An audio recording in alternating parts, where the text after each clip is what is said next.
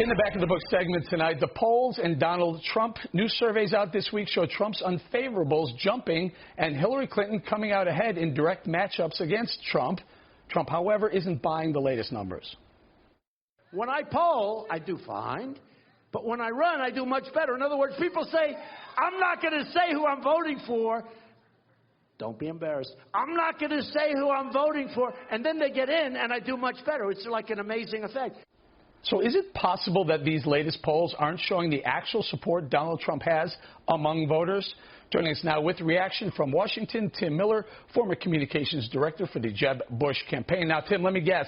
You were anti-Trump. You were the Never Trump. You were that PAC, anti-Trump PAC. So I'm guessing you think that there's no way that Trump has better voting totals than the polls are showing now.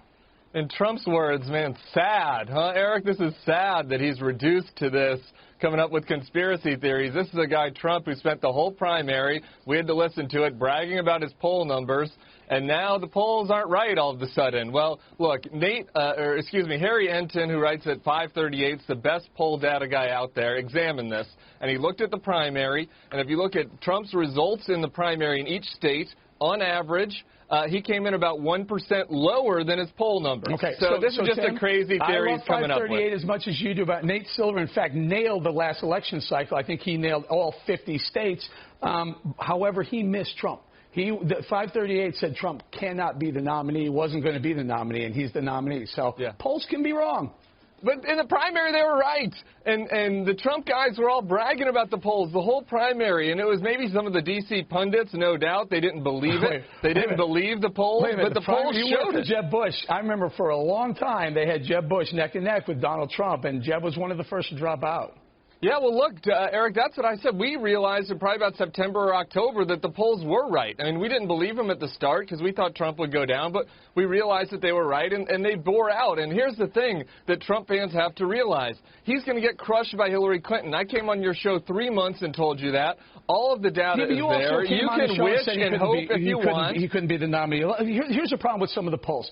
They're not exactly, they predict prior behavior. In other words, Donald Trump brought out the vote that no one saw coming. At one point when it was still contested, there were 5 million more Republican GOP voters than Democrat primary voters. And that was unusual.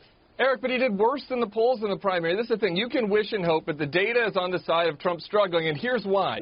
Here's why he's struggling, Eric. The data is on the side of Trump struggling this last 10 days. Prior to this, he wasn't struggling. He was, in fact, he had at one point, a couple of polls, taken the lead against Hillary Clinton. No, they've always showed that he can't win the general. Here's why. You cannot win a general election insulting Hispanics, insulting women. For a brief period of time, 10 days ago, until this recent round with the Mexican judge, and then Hillary Clinton gets the nomination, or the presumptive nomination, and so they flip back.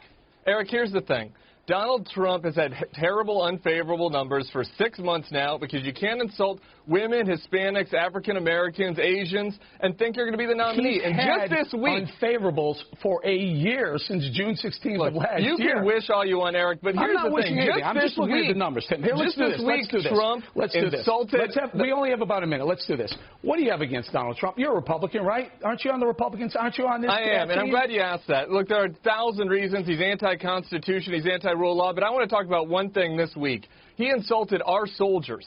He said that the soldiers in the Iraq war stole money that was meant for Iraq reconstruction. This is a guy who dodged the draft, who said his personal Vietnam was having sex without a condom in the 60s. Tim, his character is too low to be the president. You can't insult the soldiers. Here's why you have to really consider what you're doing. Why can't you answer to that question, Eric? Because I don't answer for Donald Trump. Here's why you have to really consider this.